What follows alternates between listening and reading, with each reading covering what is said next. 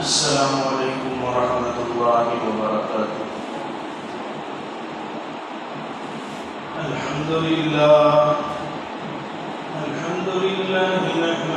ونستعینه ونستغفره ونؤمن به ونتوکل علیہ ونعوذ باللہ من شرور انفسنا ومن سیئات اعمالنا ونعوذ بالله من شرور أنفسنا ومن سيئات أعمالنا من يهده الله فلا مضل له ومن يضلله فلا هادي له وأشهد أن لا إله إلا الله وحده لا شريك له وأشهد أن محمدا عبده ورسوله أما بعد فأعوذ بالله من الشيطان الرجيم بسم الله الرحمن الرحيم ورضي الله عنهم ورضوا عنه صدق الله العظيم رب اشرح لي صدري ويسر لي أمري واحلل عقدة من لساني يفقهوا قولي اللهم صل على سيدنا محمد في أول كلامنا اللهم صل على سيدنا محمد في أوسط كلامنا اللهم صل على سيدنا محمد في آخر كلامنا۔ محترم حضرات، اللہ رب العزت کا بے پناہ کرم ہوا کہ اللہ رب العزت نے ہمیں یہاں پر جمعہ کی نماز کے لیے قبول کیا ہے، اور ساتھ ہی ساتھ میں ہمیں جلد سے جلد یہاں پر بلا لے کر آیا ہے۔ اللہ تعالیٰ نے اپنی بندگی بجا لانے کے واسطے ہمیں موقع دے رہا ہے۔ محترم حضرات، اس جمعہ میں اسلام آنے سے پہلے اور ہمارے نبی صلی اللہ علیہ وسلم کو نبی بنانے سے پہلے تو لڑکیوں کی کیا حالت تھی اور عورت کا کیا حال تھا، کیا عورت کو کوئی حیثیت تھی یا نہیں تھی؟ تو اسلام آنے کے بعد عورت کو ایک مقام ملا۔ وہ کیسے ملا آپ کو مختصر انداز میں بتایا جائے گا۔ اور جیسا کہ ہم سنتے ہیں اللہ والے ہوتے ہیں اور اللہ کے ولی ہوتے ہیں، ویسا ہی عورتوں میں بھی ایک ولیہ گزری ہے۔ جو ولیہ کیا ہے اور ان کا نام کیا ہے اور ان کے کرامات کیا ہیں، تو ان کے بارے میں بتایا جائے گا۔ محترم حضرات، سب سے پہلے اسلام آنے سے پہلے ہمارے نبی صلی اللہ علیہ وسلم کو نبوت ملنے سے پہلے عورت کا کوئی مقام نہیں تھا، مرتبہ نہیں تھا، عورت کو کوئی عزت نہیں تھی، عورت کو کوئی عزت کی نگاہ سے نہیں دیکھا جاتا تھا، عورت کو کوئی مقام بھی نہیں تھا۔ جیسا کہ ہمارے نبی صلی اللہ علیہ وسلم دنیا میں آنے سے پہلے ایسا ماحول تھا، کسی کے گھر میں اگر کوئی بچی پیدا ہو جاتی اس کو زندہ دفنایا جاتا، ایسا ماحول تھا محترم حضرات۔ اور جب اسلام آ گیا، معلوم ہو جاتی اسلام آنے سے پہلے ان کے گھر میں لڑکی کی پیدائش ہوئی، گھر میں ماتم بنایا جاتا اور گھر میں سالہ سال اسے یاد کر کر بولا جاتا ان کے گھر میں لڑکی پیدا ہو گئی، ان کے گھر میں نحوست پیدا ہو گئی، ان کے گھر میں ایک بوجھ پیدا ہو گئی، ان کے گھر میں ایک ایسی بوجھ پیدا ہو گئی، نہ کوئی اسے عزت کی نگاہ سے دیکھتے ہیں، نہ کوئی اسے سنمان کرتے ہیں، نہ کوئی اسے ایک مقام دیتے ہیں۔ محترم حضرات، ہمارے اور آپ کے آقا جناب محمد رسول اللہ صلی اللہ علیہ وسلم جب نبی بنا کر بھیجے، سب سے پہلے عورتوں کو ایک مقام دیا گیا، عورتوں کو ایک عزت دی گئی، عورت کو رحمت کہا گیا، عورت کو برکت کہا گیا۔ عورت جس گھر میں بچی پیدا ہو جاتی ہے اور جس گھر میں لڑکی پیدا ہو جاتی ہے، اس کے ماں باپ کو جنت کا پروانہ دیا جا رہا ہے، اور اس کے ماں باپ کو جنت میں جانے کا پروانہ دیا جا رہا ہے۔ کوئی اعمال دنیا میں کریں، قابل قبول ہو یا نہ ہو، ہمیں کیسا پتا چلے گا؟ جس گھر میں لڑکی پیدا ہو جائے، اس گھر میں اللہ تبارک و تعالیٰ اس گھر کے جو ماں باپ رہتے ہیں، وہ ماں باپ کو جنت میں جانے کا وعدہ دیا ہے۔ اور وہ جب ماں بنے گی، اور وہ جس کے گھر میں جائے گی اور اس کے گھر میں جا کر خاندان کو سنبھالے گی اور ان کے گھر والوں کو نصیحتیں کریں گی، اس کا ثواب سب سے پہلے ماں باپ کو آئے گا۔ محترم حضرات، آج کل کے دور میں بھی ہم ایسا سمجھ رہے ہیں، بچی پیدا ہونے سے کچھ ایسے عجیب حرکت، آج بھی وہ رسم و رواج باقی ہے، جو بچی پیدا ہونے سے نحوست پیدا ہو گئی ہے، ایسا سمجھ رہے ہیں۔ بالکل نہیں بات۔ محترم حضرات، ہمارے اور آپ کے آقا محمد رسول اللہ صلی اللہ علیہ وسلم کی نسل لڑکوں کی نہیں بڑی ہے، لڑکیوں کی بڑی ہے۔ ہمارے نبی صلی اللہ علیہ وسلم کے جو لڑکیاں تھیں، ان کے لڑکیوں کی طرف ہی سے نسل بڑی ہے، اور بچپن ہی میں سے اللہ کے نبی صلی اللہ علیہ وسلم کے جو اولاد تھے، وہ بچپن ہی میں انتقال ہو گئے ہیں، اگر کوئی رحمت ہوتا، لڑکا کوئی پیدا ہو جانا وقت کے لیے ہوتا، تو نبی کو لڑکا دیتا تھا، لڑکا دے کر پرورش کر سکتا تھا اللہ تعالیٰ۔ اور محترم حضرات، لڑکی ایک رحمت ہے، رحمت کا حساب نہیں لیا جاتا۔ اور محترم حضرات، لڑکا ایک نعمت ہے، نعمت کا حساب کتاب لیا جائے گا، نعمت کا حساب کتاب لیا جائے گا، رحمت کا حساب نہیں ہے، رحمت کا حساب نہیں ہے، نعمت۔ جب محترم حضرات یہاں پر دیکھیے، آج کل ہم کیا کر رہے ہیں؟ ہمارے ٹھیک ہے، اللہ جو دیا ہے اس پر ہمیں راضی ہو جائیں، اللہ جو دیا ہے اس پر ہمیں قناعت کر لیں، اللہ جو دیا ہے ہم اس پر صبر کریں، استقامت سے رہیں، اور ساتھ ہی ساتھ میں ہمارے لڑکیوں کی اچھی پرورش کریں، ہماری لڑکیوں کی اچھی دیکھ بھال کریں، ہماری لڑکیوں کی دینی تعلیم سے آراستہ کریں، ہمارے لڑکیوں کو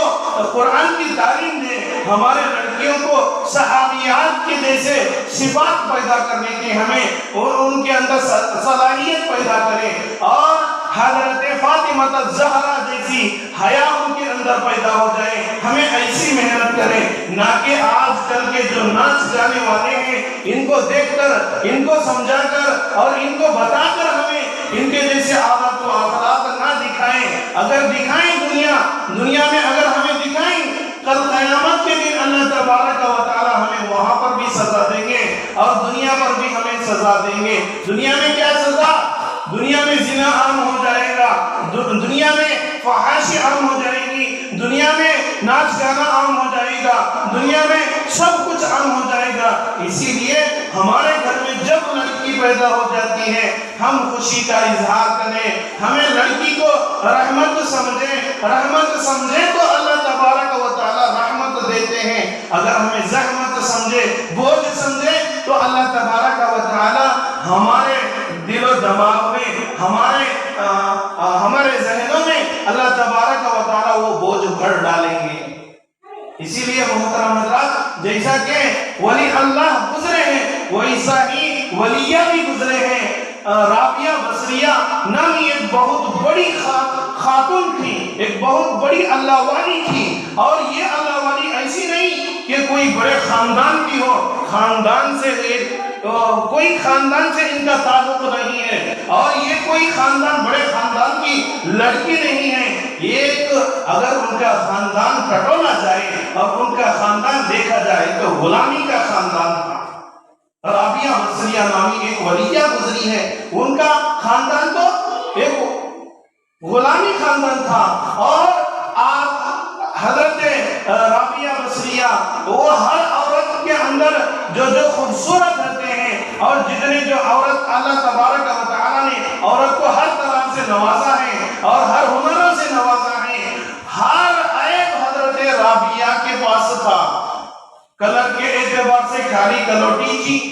اور اگر کوئی شادی شدہ ہونے کے باوجود بھی بانجھ بنا تھا. حضرت رابعہ بصریہ رحمۃ اللہ علیہ ایک ولیہ گزری ہے. یہ محترم حضرات، ان کے اوصاف دیکھیے اور ان کے عادات و اخلاق دیکھیے. اگر ان کے بچپن ہی میں ان کا نکاح ہوا تھا، اور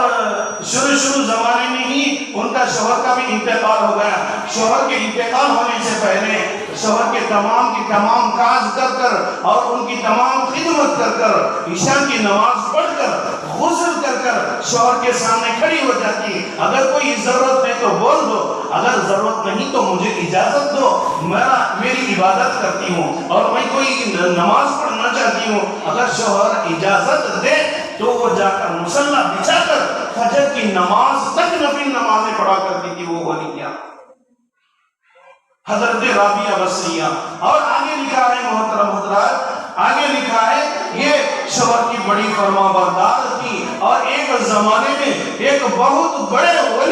ولی سے مقابلہ ہوا، اور ایک بہت بڑے ولی تھے، اور وہ ولی جا رہے تھے. حضرت رابعہ بصریہ وہ وہیں پر برقعے میں تھی اور حجابوں میں تھی. ایک عورت ہے، ایک خاتون ہے، وہ حجابوں میں تھی. یہ ولی کو معلوم نہیں ہوا یہاں رابعہ بصریہ بیٹھی ہے، یا یہ ولیہ بیٹھی ہے، معلوم نہیں ہوا. یہ ولی کے دل میں پیدا ہوا، اگر میں یہاں پر کوئی کرامت بتایا جائے، اور یہاں پر میں کوئی کرامت بتایا جائے تو یہ کرامت دیکھ کر کوئی آدمی اگر ایمان قبول کر لی، یہ میرے لیے بہت بڑی بات ہے. اسی لیے وہ اللہ والے سامنے سمندر تھا، سمندر میں مصلی لے کر ایسا پھینک دیے، ایسا بچھا دیے مصلی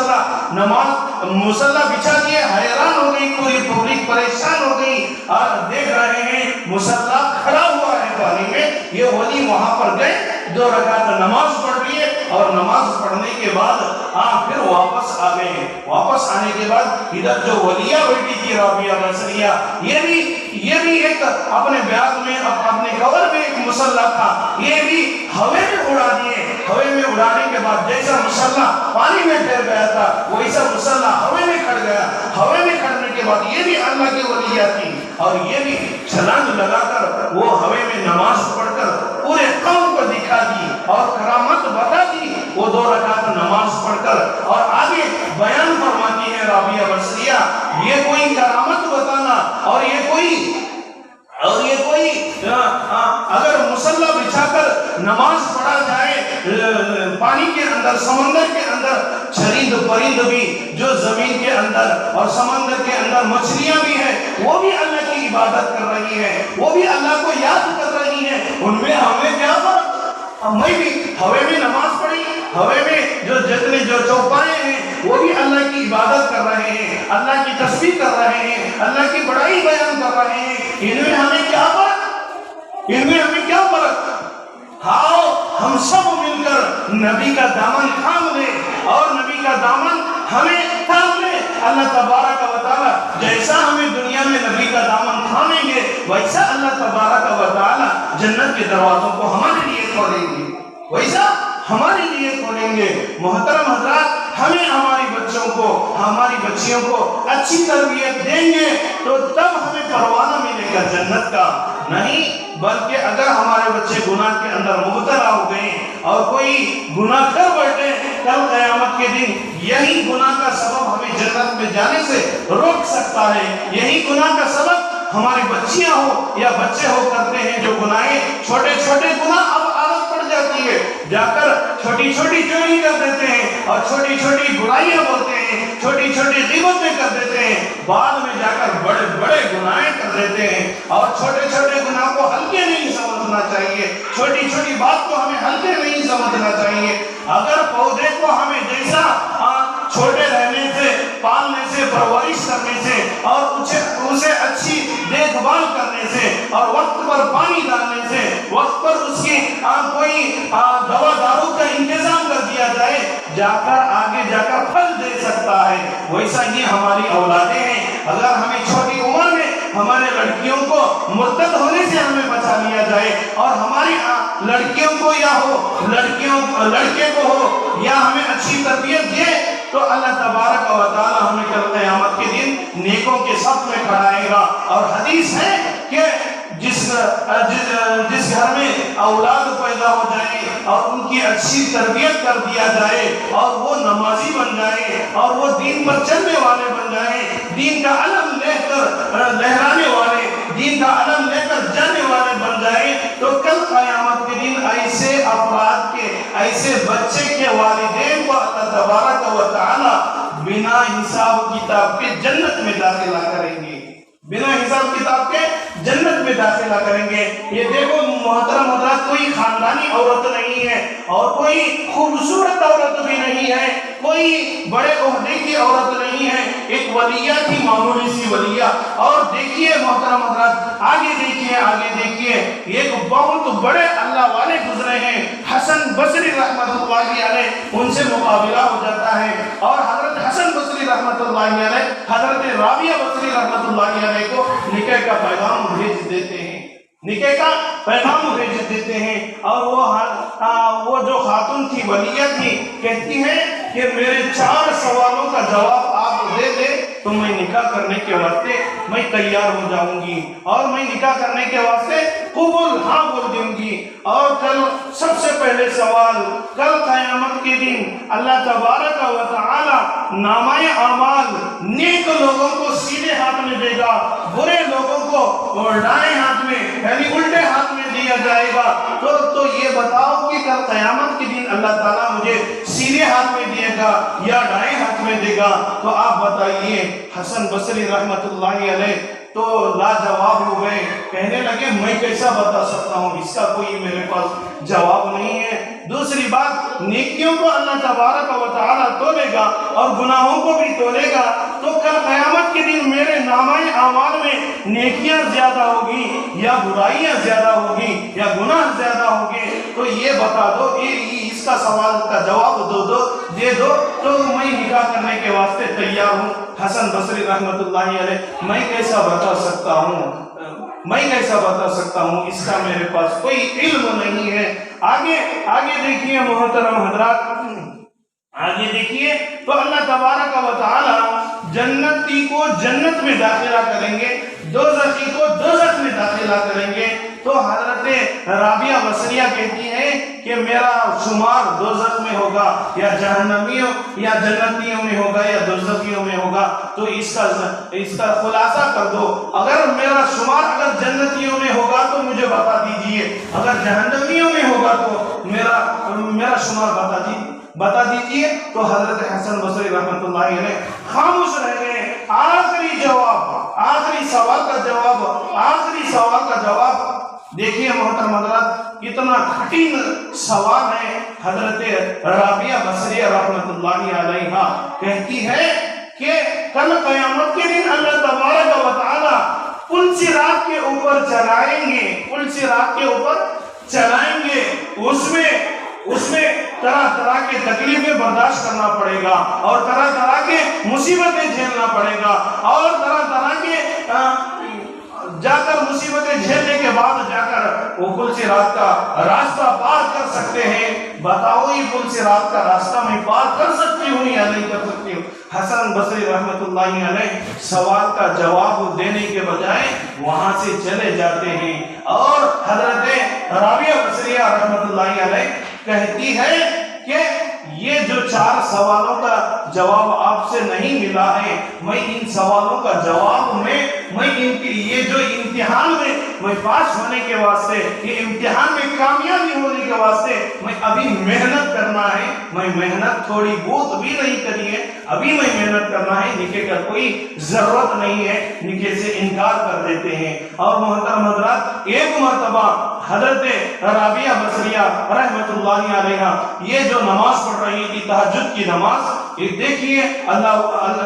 کے ولیہ یہ نماز پڑھ رہی تھی تہجد کی نماز پڑھ گئی، اور پڑھتے پڑھتے عام انسان سب کو نیند آتی ہے۔ ایک مرتبہ دیکھیے، ایک مرتبہ ان کے گھر میں چور گھس گیا اور یہ نماز پڑھتے پڑھتے مصلی پر ہی سو گئی تھی اللہ کے ولیہ۔ سونے کے بعد ایک چور آ گیا، تمام کے تمام زیورات سب لوٹ لیا، چلے جا رہا تھا کہ اچانک دروازہ ہی نہیں کھلا، یہاں پر دیکھیں کہ مصلی پر سو رہی ہے، اور یہ جو ولیہ اللہ کی ولیہ اس چور جانے کے واسطے تیار ہے، دروازہ ہی نہیں کھل رہا ہے، اور طرح طرح کی کوشش کر رہا ہے، نہیں کھل رہا ہے۔ پھر وہ سامان جو چوری کر رہا تھا جس جگہ پر تھا وہ جگہ پر رکھ دیا اور جانا چاہا، خود بخود دروازے کے پاس کھڑ گیا، دروازہ خود بخود کھل گیا، اور ادھر پھر موقع اچھا ہے، پھر سامان لینے کا واسطے چلے گا، پھر سامان لیا، پھر دروازے کے پاس چلا گیا، پھر دروازہ کھل رہا نہیں، پھر آ گیا، واپس آ جانے کے بعد اگر وہ رکھ دینے کے بعد پورے زیورات سب رکھ دینے کے بعد اب جانا چاہ رہا تو دروازہ کھل رہا ہے۔ تیسری مرتبہ کوشش کیا، دروازہ کھلا ہے، میں پورے سامان لے کر جانے کی کوشش کر رہا ہوں، پھر جاتا ہے، غیب سے آواز آتی ہے، اللہ تبارک و تعالی ندا دیتے ہیں، تو وہ اللہ کی ولیہ جو سو رہی ہے، رابعہ بصریہ جو سو رہی ہے، وہ میری وقت کی بندی ہے، وہ وقت کی عبادت کرنے والی ہے، جو میری عبادت کرتا ہے، جو میری عبادت کرتی ہے، اللہ تعالیٰ اس کے محافظ بن جاتے ہیں، اللہ تعالیٰ اس کی حفاظت کرنے والے بن جاتے ہیں۔ اسی لیے محترم حضرات، ہمیں اپنی اولاد کو، ہمارے جو بچیاں ہیں اور بچے ہیں، ان کو اچھی تربیت کریں گے تو ایسے اللہ کی ولیہ پیدا ہو سکتے ہیں اور ان کے جیسے بن سکتے ہیں۔ اور اگر تربیت نہیں کریں، دین کے بارے میں نہیں بتائیں، قرآن کے بارے میں نہیں بتائیں اور شریعت کے بارے میں نہیں بتائیں، تو آج کل دیکھیے جو ہمارے علماء اکرام بارہا کہتے ہیں، تسلیمہ نسرین ایک نامی ایک خاتون کا نام ہے، یہ بہت بڑی خاتون تھی، ایک سوال اٹھائی کہ اللہ کے نبی نعوذ باللہ استغفر اللہ یہ بات نہیں کہنا تھا کہ اللہ کے نبی صلی اللہ علیہ وسلم خود 11 شادیاں کرے اور اپنی امتی کو کہہ رہے ہیں کہ 4 شادیاں کرو۔ یہ ایسی سوال کرنے لگی، یہ تسلیمہ نسرین کوئی یہودی خاندان کی نہیں، اور کوئی یہودی کے پیٹ میں پیدا ہوئی بچی نہیں، ایک تسلیمہ نسرین کا باپ ایک بہت بڑے عالم دین تھا، اور دیکھیے ایک عالم دین اپنی بچی کو مرتد کرنے کی کوشش کر سکتا ہے کیا؟ نہیں کر سکتا ہے۔ محترم حضرات، اسی لیے ان کی تربیت جو وہ عالم دین صبح شام مکتب پڑھا رہے تھے، گھر میں باتیں بتا رہے تھے دین کے باتیں، اور صبح سے شام تک گورنمنٹ اسکولوں میں ڈال کر اور یہودیوں کے اسکولوں میں ڈال کر اس کی زندگی برباد کر رہے تھے۔ وہ یہودیوں کے اسکول میں بھیجنا ان کا مہنگا پڑ گیا، اور یہودیوں کے اسکول میں ان کے تعلیم دینا ان کے لیے مہنگا پڑ گیا۔ محترم حضرات، اسی لیے ہماری جو بچیوں کو جو بھی اسکولز میں بھیج رہے ہیں، وہ اسکولوں کو ہمیں اچھے سے اچھے جان سے اور اچھے سے اچھا پڑھ کے وہ اسکول میں کیا پڑھایا جا رہا ہے، اور ہماری بچیوں کو اچھی سے اچھی تعلیم دیں، اور ساتھ میں ادھر اگر دنیا کی تعلیم دے رہے ہیں تو ادھر ساتھ میں آخرت کی بھی تعلیم دو۔ اگر کل گزشتہ جمعہ میں یہ بات بتائی تھی، ایک حدیث کی بات ہے، اگر ہمیں تربیت نہیں دیں گے تو والدین کو جیسا کہ جنت کا پروانہ ملے گا ویسا بھی جہنم کا بھی پروانہ ملے گا اگر تربیت نہیں کریں گے۔ دیکھیں جگہ میں یہ جو فسادیں ہو رہے ہیں، جگہ میں ہمارے لڑکیاں مرتد ہو رہے ہیں اور ان کو معلوم ہی نہیں ہے اسلام آنے سے پہلے لڑکیوں کی کوئی عورت کی کوئی حیثیت نہیں تھی، اور لڑکی اگر کوئی مہانہ ہو رہی ہے تو اس کو کوئی پکائی اور گھر میں داخل ہوگی اس کو نحوست سمجھتے تھے۔ اسلام آنے کے بعد وہ لڑکی کو پاک کر دیا گیا، اسلام آنے کے بعد وہ لڑکی کو جینے کا حق دیا گیا، اسلام آنے کے بعد زندہ دفنانے والی لڑکی کو اور اسے حق دلایا گیا، اور اسلام آنے کے بعد اس کو طرح طرح کے تکلیفیں سے بچایا گیا۔ دیکھیے محترم حضرات، اسلام ایک ایسا پیارا مذہب ہے، اگر اس کے آہ میں آ جائے اور اس کے آغوش میں آ جائے اور اس کے دامن میں آ جائیں گے تو کل قیامت کے دن بھی ہمیں بچیں گے، اور یہ جو دنیا کی زندگی 60 سالہ زندگی ہے، اس کی مصیبت سے بھی ہمیں بچیں گے، اور اس کی جو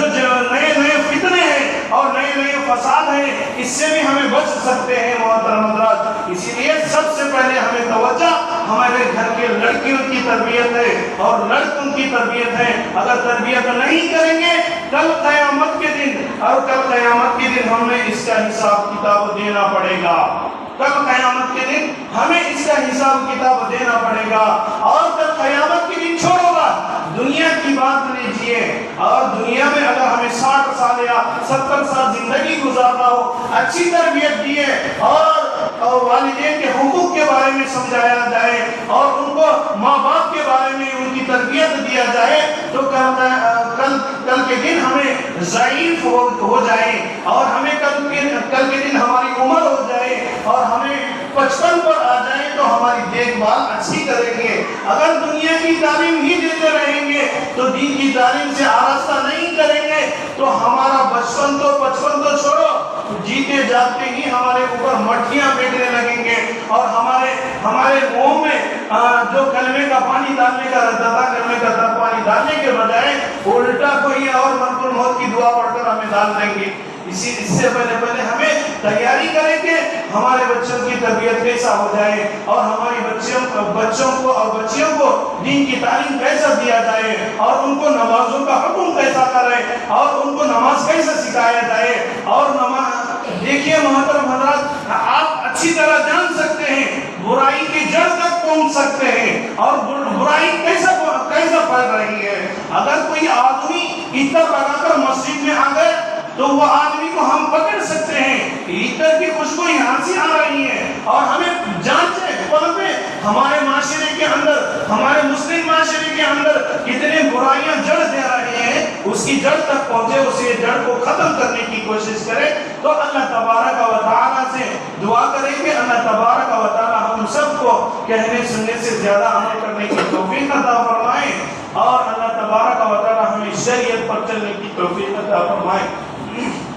محترم حضرات، ایک اعلان ہے، تو اعلان یہ ہے کہ ہمارے مسجد میں جو کھڑکیوں کا کام شروع ہو گیا ہے،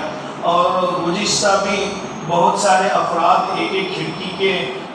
بارے میں بھی نام لکھائے تھے کہ ایک کھڑکی کا جتنا جو خرچہ آ رہا ہے وہ خرچہ دینے کے بھی مان لیے تھے، اور الحمدللہ تقریباً 45 یا 50 ہزار کے قریب آ رہا ہے خرچہ،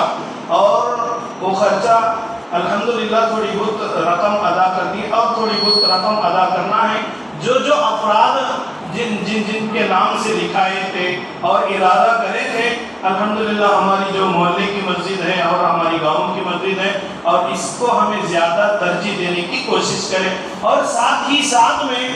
اور کسی مرحوم کے نام سے بھی دے سکتے ہیں کہ ہمارے والد کے نام سے بس فلانا یہ کھڑکی ہے، تو جب تک یہ کھڑکی رہے گی اور جب تک اس سے فائدہ اٹھائیں گے نمازی افراد تو برابر مرحوم کو ثواب ملے گا، مرحوم کو ثواب ملے گا۔ اور دیکھیے محترم حضرات، اور کسی کے والدین بیمار ہیں، اگر بیماری اگر شفا ہو گئی تو فلانی رقم سے میں مسجد کی تعمیر کروں گا، فلانی رقم سے میں کھڑکیوں کا انتظام کروں گا، تو یہ بھی اچھی بات ہے۔ تو اللہ تبارک و تعالیٰ اس کی مصیبتیں بھی دور کر دیتے ہیں اور جلد سے جلد شفا دیتے ہیں اللہ تعالیٰ۔ تو یہ بھی کوشش کریں، جو افراد یہاں پر حاضر ہیں ان کو بھی سنائیں، جو غائب ہیں ان کو بھی سمجھائیں، جو افراد نام لکھائے تھے تو وہ رقم جمع کرنے کی کوشش کر دیں۔